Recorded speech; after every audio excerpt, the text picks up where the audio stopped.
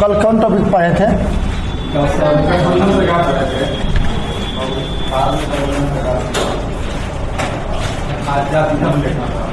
चलिए आज कुछ हट के देख लेते हैं।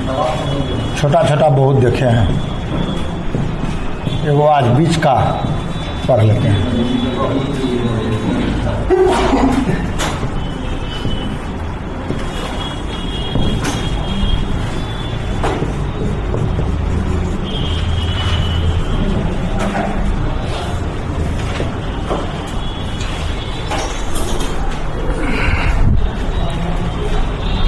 तो आज हम लोग ये नीति निर्देशक तत्व को देखेंगे। इस नीति निर्देशक तत्व में हम देखते हैं कि क्वेश्चन आता है नीति निर्देशक तत्व की विशेषताएं, फिर आता है नीति निर्देशक तत्व का महत्व, और फिर आता है विशेषता के आधार पर इसका वर्गीकरण। और एक और इससे जुड़ा हुआ कुछ बात है कि बिहार में इसको कितना फॉलो किया गया है, यानी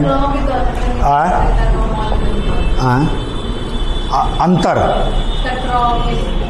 हाँ है, पढ़ेंगे। पहले तो मेन चीज़ पढ़ लें, तब हुए अंतर टकराव, तो बाद में बात होगा। अंत होगा आगे। इसमें आगे आप चलेंगे तो इसका मौलिक अधिकार से कुछ बिंदुओं पर टकराव भी है और अंतर भी है। तो ये विशेषता है, महत्व है, वर्गीकरण है, टकराव है और अंतर है। तो ये 5 टॉपिक नीति निर्देशक तत्व से रहता है। इसमें से एक टॉपिक का क्वेश्चन उम्मीद करते हैं कि एक आध रहता है एग्जाम में। अगर ये ऑडिटर नहीं रहता तो गेस ही कर देते कि यहाँ से आ जाएगा, तो मैक्सिमम रहता कि आ ही जाएगा, हाँ नहीं। मगर है ऑडिटर, इसीलिए यहाँ पर गेस करने का प्रवृत्ति काम नहीं कर पा रहा है अभी, क्योंकि बहुत दिन पर इसका एग्ज़ाम वाली बात हो जाती है ना। तो पीसीएस में कन्फर्म रहता है कि पिछले साल ये नहीं आया, तो लगभग में इसका संभावना बन रहा है। पीछे का 3 साल देख लीजिए तो कुछ रेशियो बन जाता है, मगर यहाँ नहीं बनता है। फिर भी ऐसा लगता है कि नीति निर्देशक से क्वेश्चन देना चाहिए, क्योंकि टॉपिक बड़ा है। नीति निर्देशक देखिए, प्रस्तावना, नीति निर्देशक, मूल अधिकार और केंद्र राज्य संबंध, राज्यपाल, राष्ट्रपति, पंचायती राज। 7 टॉपिक पहले चलते हैं। इस 7 टॉपिक से निश्चित रूप से क्वेश्चन 2 गो रहेगा। ये 7 टॉपिक मिलाकर के 2 क्वेश्चन, 4 क्वेश्चन टोटल रहता है ना। तो ये 7 से 2 रहेगा, और बाकी 2 जो है उधर नया वाला, जो आप लोग न्यायिक सक्रियता पर है, न्यायिक समीक्षा पढ़ते हैं, गठबंधन पर है, दबाव पर है, राजदल में अधिक दल की भूमिका पढ़ेंगे। ये सब कुछ जो इधर उधर जो छोटा छोटा जाति धर्म की भूमिका, भाषा की भूमिका, क्षेत्रवाद, लोकतंत्र की प्रवृत्ति, संसदीय विशेषताएं, ये सब उधर से जो है छोटा छोटा टॉपिक है, वहाँ से 2 और 2 इधर से, ये संभावना है। तो आपको अगर क्वेश्चन उधार वाला 2 पकड़ा जाए और आपको ज्ञान हो, पकड़ाने का ही नहीं बल्कि यानी पढ़ा हुआ क्वेश्चन आ जाए सीधा, तो अगर आ जाता है तो आप वो लिखते हैं तो आपको मार्क्स ज़्यादा देता है इधर की तुलना में, क्योंकि इधर वाला क्वेश्चन सब आदमी लिखेगा। ट्रेडिशनल क्वेश्चन है, उसमें फेर बदल नहीं के बराबर गुंजाइश होता है, और इसको सब लिखता है। सिविल सर्विस वाली बात नहीं है कि यहाँ पर स्पेशली दे दे केंद्र राज्य विधायी संबंध, तो आप अपना तरफ से भी कुछ दिमाग लगा सकते हैं, कुछ जोड़ घटाव करा सकते हैं। प्रशासनिक संबंध, ऐसा यहाँ पर कार्यकारी संबंध, यहाँ पर ये करता नहीं है, यहाँ पर सीधे देता है केंद्र राज्य संबंध। केंद्र राज्य संबंध को लिखें एवं उसमें भी जोड़ेगा, एवं उसमें वर्तमान में उसकी टकराहट का विवेचना करें। यानी 4 क्वेश्चन मिला के ये वो ठेल दिया। अब आपको दिल कितनों कहेगा कि हमारे मन में बहुत बात है, तो भर दीजिए कि वही बात से कॉपी का क्वेश्चन और 3 क्वेश्चन नहीं लिखिए, सो हो जाएगा। और बिहार में आज तक ऐसा आया नहीं कि केंद्र राज्य विधायी ही पूछे और हम लोग उसी पर आराम से 4 पेज लिखें। तो जब ऐसा आया नहीं तो वहाँ पर काम करेगा नहीं। यहाँ सीधा क्वेश्चन आपको रट के रखना, केंद्र राज्य संबंध पर लिखें। और एक जो है केंद्र राज्य के बीच टकराहट, बहुत हुआ तो टकराहट के लिए कुछ समिति, कुछ समीक्षा, 2-4 लाइन, क्योंकि क्वेश्चन का जो प्रारूप है आप उसी को फॉलो करेंगे। मेंस का अर्थ ही होता है ना, जो क्वेश्चन पूछ रहा है और आप जिसका एग्जाम दे रहे हैं उसी को फॉलो करें। अगर इधर उधर किए तब तो फिर वो मेंस नहीं रहा, फिर किताब का हो गया, प्रीलिम्स वाला ज्ञान हो गया, वो ज्ञान से अलग हो जाता है। तो हम लोग अभी यहाँ पर देखेंगे नीति निर्देशक तत्व। तो आप नीति निर्देशक तत्व किस भाग में है? भाग 4 में है। 36 से 51 है, कन्फर्म है, ये सबको पता है। पहले वो बोले ट्रेडिशनल है। 36 से 51 है, भाग 4 है। अगला है कि नीति निर्देशक तत्व प्रवर्तनीय है या नहीं है, यानी न्यायालय में ये प्रवर्तनीय नहीं है। वहीं मौलिक अधिकार का जब अंतर आप पढ़िएगा तो देखिएगा वो प्रवर्तनीय है।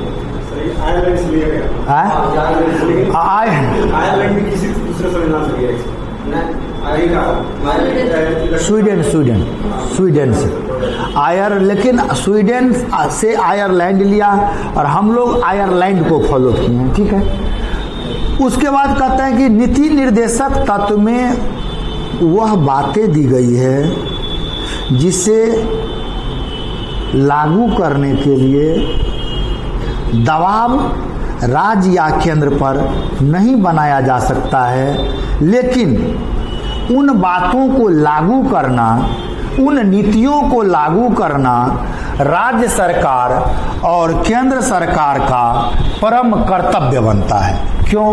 क्योंकि इसमें जो बातें की गई है वह सरकार के और जनता के हित में है, यानी लोकतंत्र के हित में है। इसीलिए जब कभी नीति निर्देशक में दिए हुए बातों को लागू करने की बात होती है तो सरकार द्वारा, राज्य सरकार या केंद्र सरकार द्वारा अलग से पहले उसका विधायी बनाया जाता है, यानी कानून बनाया जाता है और फिर कानून बनाकर उसको लागू करवाया जाता है। जस्ट जैसे हमने कल छोटी सी बात शराब के बारे में कहा था, तो ये शराब तो है यहाँ पर, लेकिन शराब को नीति जी का इच्छा हुआ कि नीति निर्देशक की इच्छा को पूरा कर दें जो लिखा हुआ था, तो इन्होंने पूरा करने का प्रयास किया और उसको फॉलो करते हुए यहाँ शराबबंदी कानून लागू करवा दिया।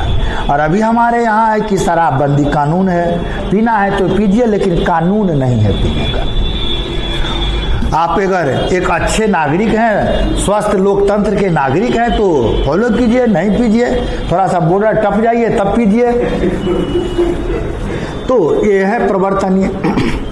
वहीं मौलिक अधिकार में हमने क्या देखा था कि अगर मौलिक अधिकार का कोई भी राइट हमें पूरा नहीं होता है, वैसी स्थिति में हम अनुच्छेद 32 के तहत कोर्ट पहुंच जाते हैं। बहुत सारी बातों में अगर सामूहिक बात है तो हमने जनहित याचिका के माध्यम से कोर्ट तक पहुंचने का काम बताया, लेकिन नीति निर्देशक के लिए आपको कोर्ट जाने की जरूरत नहीं है, और कोर्ट जाएंगे भी तो आपकी बात कोर्ट में डायरेक्ट नहीं लिया जाएगा। लेकिन राज्य सरकार यह प्रयास हमेशा रखे कि नीति निर्देशक तत्व में दिए हुए अधिकतम बातों को विधायी कानून बनाकर यथाशक्ति लागू करे, यानी जितना उनके पास हो सके। और अब अगला वो लागू करने के लिए वो अपने संसाधन के आधार पर लागू करेगा। आपने नाम सुना होगा ग्रेनविले का, शायद हम उस समय पढ़ा रहे थे तो चर्चा किए होंगे। ये ग्रेनविले ने कहा था नीति निर्देशक तत्व और मूल अधिकार को इन्होंने संविधान का आत्मा माना था। ग्रेनविले ऑस्टिन उसका पूरा नाम था, ग्रेनविले ऑस्टिन। इन्होंने मूल अधिकार और निर्देशक तत्वों को संविधान का आत्मा माना था। क्यों माना था? हमने वहां देखा था आत्मा जो आप पढ़े मूल अधिकार में, संवैधानिक उपचार का अधिकार मूल आत्मा, यानी हमने देखा कि जहां भी उसके शरीर में दर्द होगा तो उसके माध्यम से शरीर का डिमांड पूरा किया जाएगा, वही डिमांड पूरा करने के कारण उसको आत्मा कहे थे। और यहाँ कहता है कि जो भी जनता की इच्छाएं हैं और सरकार लागू नहीं कर पा रही है, तो लागू करवाने के लिए राज्य सरकार के पास रिक्वेस्ट किया जा सकता है। वह रिक्वेस्ट आप न करेंगे डायरेक्ट, बल्कि जनप्रतिनिधि के माध्यम से करवाया जाएगा, और अगर यह पूरा होता है तो यह लोकतंत्र की आत्मा साबित होगी। बाकी अनुच्छेद सब पर चर्चा बोलने का जरूरत नहीं है, पीटी का क्लास है नहीं कि 37, 38, 39 क्या है हम बोलते रहे। यहाँ डायरेक्ट हम लिखेंगे, क्वेश्चन ही आप बनाइए, क्वेश्चन लिखिए सीधा। राज्य के नीति निर्देशक तत्व की विशेषताओं का चर्चा करें। अरे बिहार तो सीधा चर्चे न करवाता है, सीधा कहता है क्वेश्चन चर्चा करें। राज्य के नीति निर्देशक तत्वों की विशेषताओं का चर्चा करें। राज्य के नीति निर्देशक तत्वों की विशेषताओं का चर्चा करें, चर्चा करें। और चर्चा करना शुरू कर दीजिए, वो कह दिया चर्चा करें तक। पैराग्राफ का क्या आंसर लिखिए। राज्य के नीति निर्देशक तत्व का उल्लेख, राज्य के नीति निर्देशक तत्व का उल्लेख भाग 4 में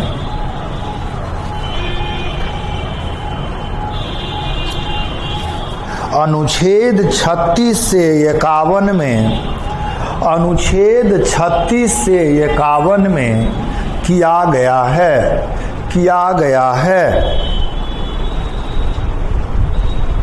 संविधान निर्माताओं ने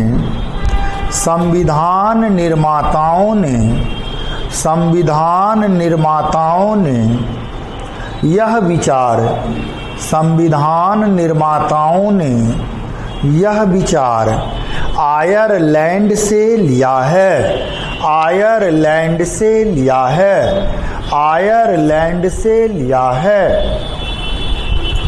डॉक्टर भीमराव अंबेडकर ने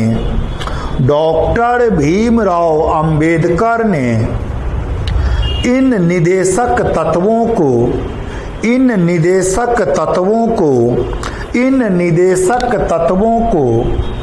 संविधान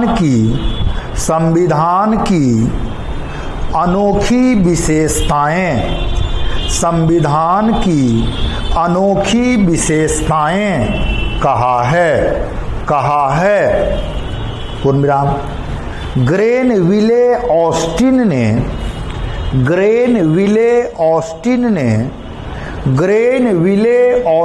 ने मूल अधिकार और निर्देशक तत्वों को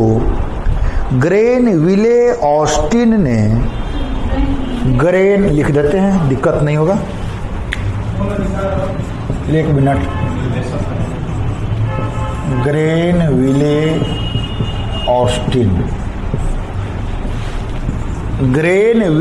ऑस्टिन ने मूल अधिकार और निर्देशक तत्वों को संविधान की मूल आत्मा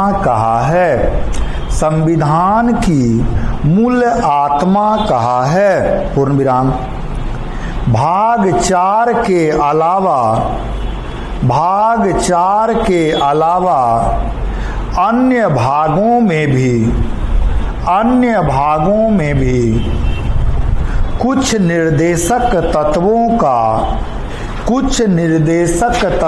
का प्रावधान किया गया है। पैराग्राफ चेंज करिए। राज्य के नीति निर्देशक तत्वों की विशेषताओं को राज्य के नीति निर्देशक तत्वों की विशेषताओं को निम्न बिंदुओं द्वारा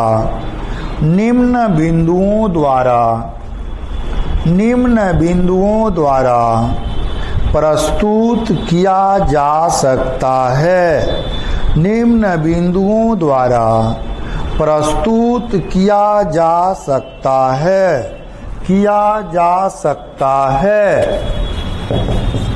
अब नीचे पॉइंट या ABC जो लिखते हैं नंबर 1 पॉइंट में, राज्य के निर्देशक तत्व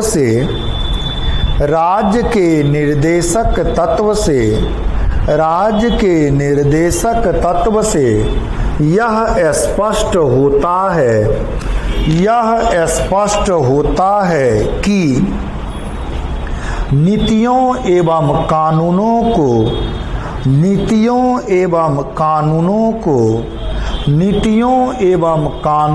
को बनाते समय राज्य द्वारा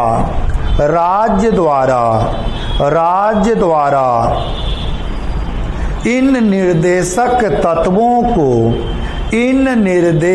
तत्वों को प्राथमिकता दिया जाएगा, है ना? यह विशेषता, राज्य द्वारा इन निर्देशक तत्वों को प्राथमिकता दिया जाएगा, पूर्ण विराम। उसी में और थोड़ा सा बढ़ा लीजिए ताकि भूले भी तो कुछ याद रहे। यह राज्य के लिए विधायिका,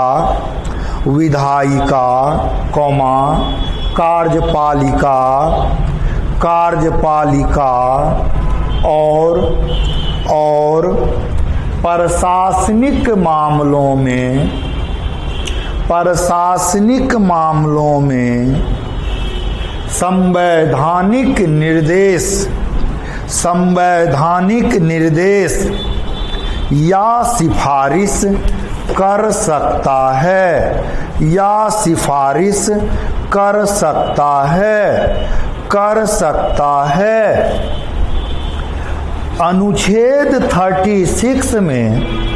अनुच्छेद 36 में राज्य को परिभाषित किया गया है। अनुच्छेद 12 में भी राज्य की जो परिभाषा दी गई है इस भाग में भी राज्य के लिए वही परिभाषा है, पूर्ण विराम। राज्य के अंतर्गत केंद्र और राज्य सरकार की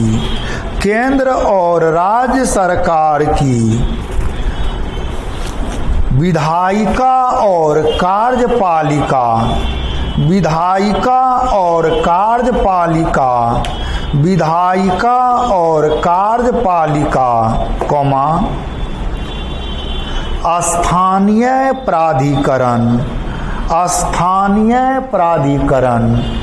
स्थानीय प्राधिकरण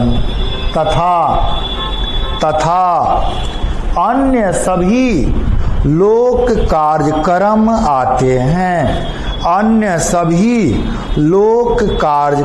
आते हैं, पूर्ण विराम।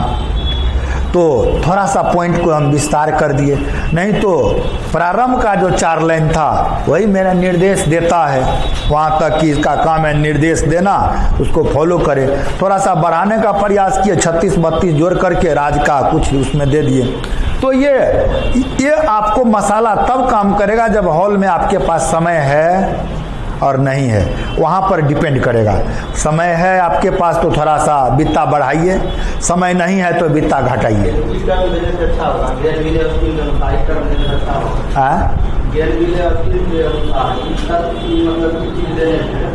ना वो तो दीजिए ही, उसमें कटौती नहीं करिए। अभी वाला हम बोले, अभी जो फर्स्ट लाइन में, जो फर्स्ट पॉइंट में जो लास्ट का 3 लाइन लिखा है वह बताए। चलिए, लेकिन अभी आप पूरा पी जाइए ना, ज़्यादा बड़ा हम खुद नहीं लिखाते हैं, हम खुद 2 पेज 3 पेज में उसको लिमिट कर देते हैं।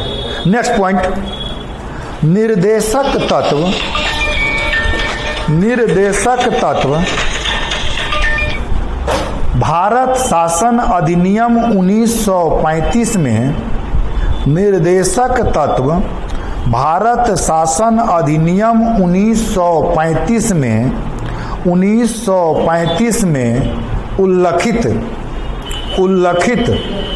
उल्लिखित एक टर्म है वहाँ पर, instrument of instruction. Instrument of instruction term है वहाँ पर, इंस्ट्रूमेंट ऑफ इंस्ट्रक्शन। उल्लिखित इंस्ट्रूमेंट ऑफ इंस्ट्रक्शन के समान है। इंस्ट्रूमेंट ऑफ इंस्ट्रक्शन के समान है जो ब्रिटिश सरकार द्वारा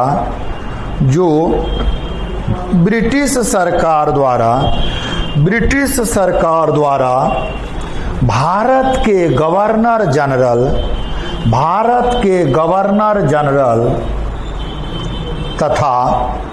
तथा प्रांतों के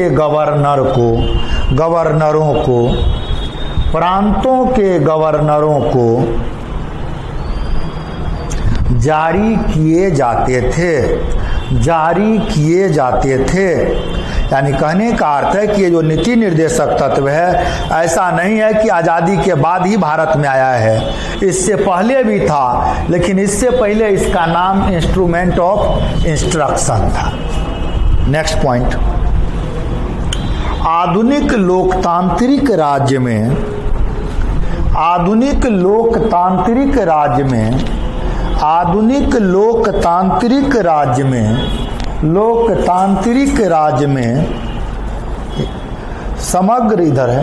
समग्र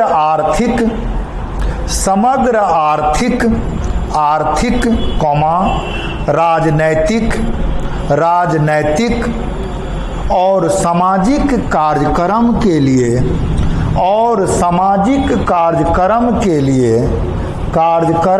लिए निर्देशक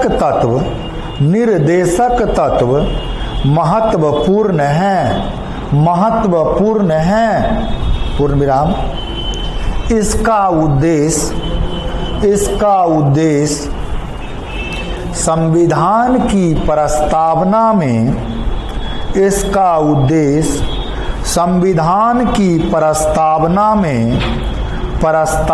में वर्णित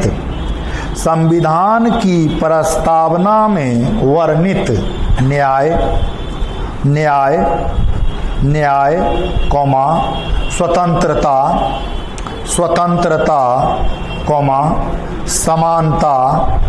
समानता तथा बंधुता के उच्च आदर्शों को प्राप्त करना है ताकि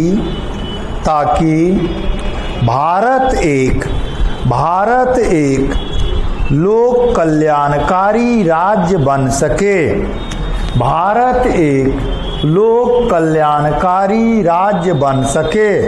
भारत एक लोक कल्याणकारी राज्य बन सके। पूर्ण विराम। दूसरे शब्दों में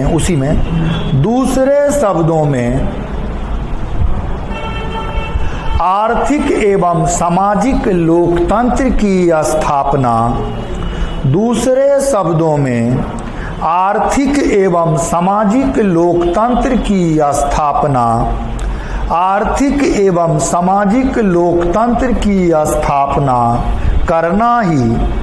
करना ही इन निर्देशक तत्वों का मूल उद्देश्य है। यही है मूल उद्देश्य, आर्थिक सामाजिक। पैराग्राफ चेंज, हाँ पैराग्राफ चेंज।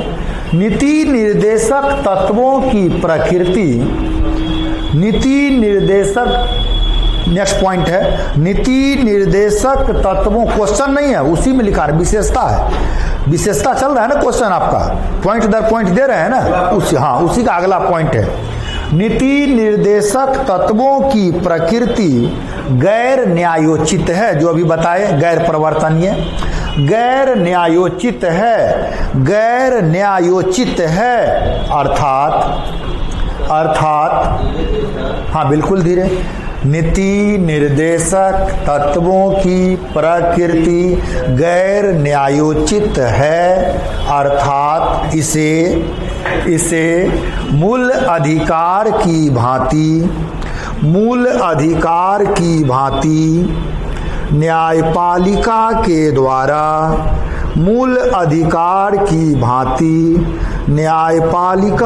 द्वारा लागू नहीं करवाया जा सकता है, परंतु संविधान के अनुच्छेद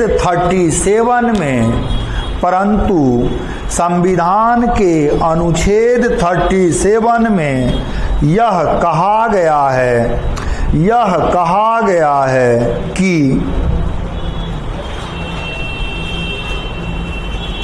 नीति निर्देशक तत्व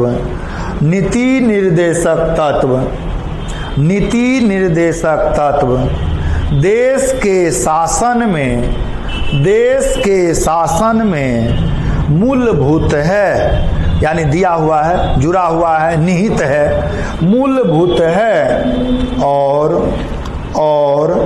विधि बनाकर इन तत्वों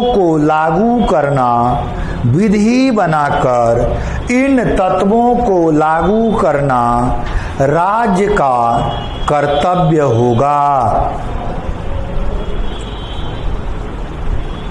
ये नीति निर्देशक तत्व आप राज्य पर लेते हैं, एक बार अपने पर उदाहरण लेके लीजिए कि गार्जियन जो है आपका राज्य है और आप जो काम कर रहे हैं ना वो नीति निर्देशक तत्व है यहाँ पर, है ना।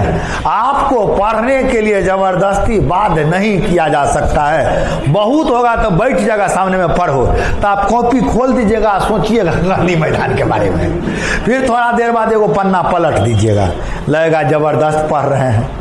आपका इच्छा स्वयं होना होगा, आपको स्वयं अंदर से जगाना होगा कि अब मेरा कर्तव्य है कि हम पढ़ें ताकि इससे मेरा भी विकास हो, मेरे घर का, परिवार का, सबका विकास हो सके। वैसे ही राज्य सरकार को भी जबरदस्ती कराने से नहीं होगा, उसको स्वयं से ही इस पर सोचना होगा। Next paragraph change. दूसरे शब्दों में हाँ बाबू पैराग्राफ चेंज, पॉइंट चेंज नहीं, पैराग्राफ चेंज। दूसरे शब्दों में यदि मूल अधिकार का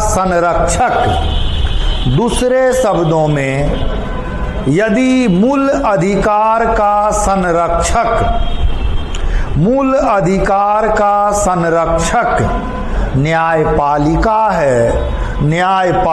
है तो राज्य के नीति निर्देशक तत्व का संरक्षक कौन है? विधायिका और कार्यपालिका है। विधायिका और कार्यपालिका है। राज्य के नीति निर्देशक तत्व का संरक्षक विधायिका और कार्यपालिका है। दे दिया कि भाई पशु वध नहीं होना चाहिए क्योंकि जीव हत्या उचित नहीं है। विधायिका कानून बना दिया, कार्यपालिका उस पर ध्यान देगा, जहां कहीं भी वध पशु हत्या मिलेगा तुरंत उसको पकड़ करके जेल देगा, यही ना काम करवाएगा। उस पर जो है दंडात्मक कार्रवाई करेगा, करने से उसको रोकेगा कि विधायिका के नेता जी रोक देंगे। तो इस कानून, इसका संरक्षक कौन है? नीति निर्देशक का, विधायिका और कार्यपालिका। अब ये जो करे इनका इच्छा। अब कहते हैं कि अनुच्छेद 49 देखिए, पुरातात्विक स्मारकों का संरक्षण। तब ये विधायिका का काम है कि हमारा गोलघर का सीढ़ी खराब हो रहा है और जो है ऊपर से उसका पेंटिंग डेंटिंग भी उतना अच्छा नहीं है, जिसके कारण अब उधर पर्यटक का जाना थोड़ा सा घट गया है गोलघर में। हाँ, बंदे समझिए हो गया, वही घट गया, वही कहे। डायरेक्ट बंद कहना अच्छा बात नहीं सरकार के लिए, माने घट गया है। तो ये जो घट क्यों गया? सरकार का विधायी ध्यान नहीं दे पा रही है ना, या तो कार्यपालिका नहीं दे रहा ध्यान। कार्यपालिका इस बात के लिए विधायिका को भेजेगा ना, अपना संदेश तो देगा ना कि हमको ये सब चाहिए, यहाँ दिक्कत हो रहा है। पुरातत्व विभाग जो काम कर रही है वो विभाग कहेगा ना कि हमारा जो इनकम है वो घट रहा है, इनकम ऑफ सोर्स घट रहा है। अगर ये घट रहा है तो आप क्यों घटा, इसका कारण भेजेगा, आप ऐसा करिए। तो फिर राज्य सरकार उसके लिए फंड लाएगी और फंड लाकर कार्यपालिका को भेजेगी कि फिर नए तरीके से डेकोरेट करो इसको, और उसमें और कुछ बच्चा को खेलने धूपने वाला उस कैंपस में लगा दो, ताकि बच्चा घूमने जाए। किड्स जब घूमने जाए, बच्चा बड़ा घूमने जाए, घूमने का भी दृष्टि हो गया, अब पुरातात्विक भी देख लिया। लेकिन उस पर ध्यान देगा तब ना। एक तो 1.5-2 साल से उस पर चल रहा था पेंट पोचारा का काम, वो आधे हुआ, वो भी आधे हुआ। उसका आधा इसीलिए हुआ कि जो उसका टेंडर लिए हुए था उसको पैसे नहीं मिला। फर्स्ट फेज को मिला, उसके बाद सेकंड में उसको पैसा नहीं मिला, काम उतना पर ही रुका हुआ है, क्योंकि राजस्व तो आ नहीं रहा है। हकीकत मैं कितना दिन से बोल रहा हूँ, आप जब तक जो है पीना शुरू नहीं करेगा लोग, तब तक उसको मिलेगा नहीं राजस्व। अब एक नया लोचा डाल दिया नीतीश बाबू कुछ दिन पहले कि अब रजिस्ट्री में भी पैसा नहीं लगेगा। पता है आपको, रजिस्ट्री में स्टाम्प शुल्क नहीं लगेगा। अब ये भी एक समस्या हो गया। हालांकि बात को अभी पचा के रखा है, क्लियर नहीं किया है। अब यहाँ कार्यपालिका के पास बात आ चुका है, वहां से इतने विधायिका में लिखा। अब कार्यपालिका वाला फिर से भेजा है फाइल को कि किसको नहीं लगेगा, सबको नहीं लगेगा, या कुछ एरिया निर्धारित है कि इन एरिया में नहीं लगेगा, या कुछ जमीन निर्धारित है कि 2 कट्ठा तक नहीं लगेगा, आधा कट्ठा में नहीं लगेगा, कि सबको नहीं लगेगा। अगर सबको नहीं लगा तो बहुत बड़ा आफत हो जाएगा, फिर सरकार को एक और बहुत बड़ा राजस्व का झटका लग जाएगा। तो उसको भेजा है फिर से कार्यपालिका इस पर पुनर्विचार के लिए। अब देखिए क्या विचार हो क्या आता है। नहीं तो नीतीश जी तो घोषणा कर दिए कि नहीं लगेगा, अब रजिस्ट्री शुल्क भी नहीं लगेगा। लोग सोच रहा है अब रजिस्ट्री 10 दिन लेटे कराएंगे, रुक जाते हैं, कहीं नहीं ये लगे। पटना उटना में तो 1-8 लाख रुपया लग जाता है। चलिए आगे देखते हैं अगला पॉइंट, भगवान भला करे। राज्य के नीति निर्देशक तत्वों की, अगला पॉइंट है 3, 4, 5 जो भी चल रहा था। राज्य के नीति निर्देशक तत्वों की, राज्य के नीति निर्देशक तत्वों की महत्ता विधि की संवैधानिकता की जांच, विधि की संवैधानिकता का जांच और निर्धारण भी है, और निर्धारण भी है। विधि की संवैधानिकता का जांच और निर्धारण भी है, निर्धारण भी है। पूर्ण विराम। सर्वोच्च न्यायालय द्वारा, उसी में सर्वोच्च न्यायालय द्वारा यह अभिधारित किया गया है, सर्वोच्च न्यायालय द्वारा यह अभिधारित किया गया है, यह अभिधारित किया गया है कि किसी विधि की संवैधानिकता का, किसी विधि की संवैधानिकता का निर्धारण, किसी विधि की संवैधानिकता का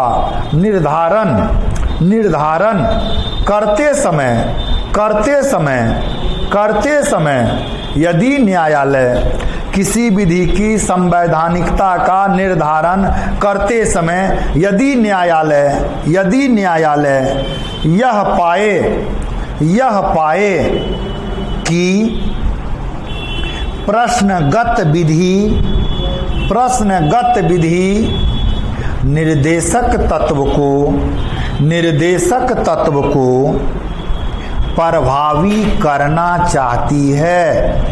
प्रभावी यानी प्रभावित करना चाह रहा है, उसको नुकसान पहुंचा सकता है, प्रभावित करना चाहती है, तो न्यायालय ऐसी विधि को तर्कसंगत मानते हुए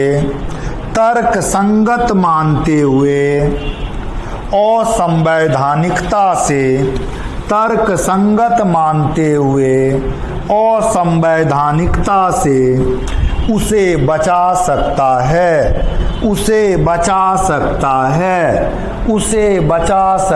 है। यानी आप ध्यान दीजिए, अनुच्छेद जो 39 पर ये पूरा फोकस था, निःशुल्क शिक्षा वाला पर था। हाँ, निःशुल्क कानूनी सलाह 39A B C पूरा निःशुल्क है। एक कानूनी सलाह है, एक निःशुल्क शिक्षा है, वो सब 2-3 वो निःशुल्क है। जो कम पर है उसको आप सहायता दीजिए, कानूनी सहायता दीजिए। यानी कहना चाहता है कि आप निःशुल्क को समाप्त नहीं कीजिए। सरकार अगर ये सोच लेगी कि भाई निःशुल्क देना पाप है, भले हम कुछ पैसा लेंगे लेकिन निःशुल्क कुछ नहीं देंगे, तो ऐसा स्थिति में उचित नहीं है। क्योंकि समाज का एक बहुत बड़ा तबका है जो निःशुल्क खाने का आदी हो चुका है। गांव में हमने देखा लोगों को अंत्योदय अन्न योजना जो चला, अंत्योदय अन्न योजना के तहत 15 किलो चावल मिलता है एक आदमी को। चावल गेहूं 15 किलो। अरे 4 यूनिट है। एक हमारा पड़ोसी है वहाँ 4 यूनिट है, उसको 20 केजी की 25 केजी चावल गेहूं क्या क्या मिल जाता है। वो तो सिंपल में है, अंत्योदय अन्न में अलग है, वर्तमान में मिला है। चल हाँ, बढ़ाया है, सही बता रहे हैं। अभी कोई बंद नहीं करेगा, क्योंकि सबको पता है कि यही बेनिफिशियरी वर्ग हमको वोट देता है। रोड कम बनेगा, मरम्मत कम होगा, शिक्षा पर टीचर जो है सरल से सरल बहाली कर देगा, तुम पढ़ चाहे नहीं पढ़, लेकिन वोट दो। इसीलिए अपना में कमी नहीं करेगा वो, और बेनिफिशियरी बढ़ेगा। अभी चुनाव आने दीजिए, कुछ और लाभ लीजिए। शहर वाला को लाभ कम देता है, समझे, क्योंकि हमने कल भी चर्चा किया था, शहरी वोटर जो है थोड़ा सा उदास रहता है वोट देने में। तो जब आप उदास हैं तो आपको खुश करके वो क्या करेगा? जब उसका जरूरत आता है तो उसके जरूरत के समय आप उदास रहते हैं, तो आपको खुश करके क्या करेगा वो? आज आप गांव जाइए, कोई भी ग्रामीण इलाका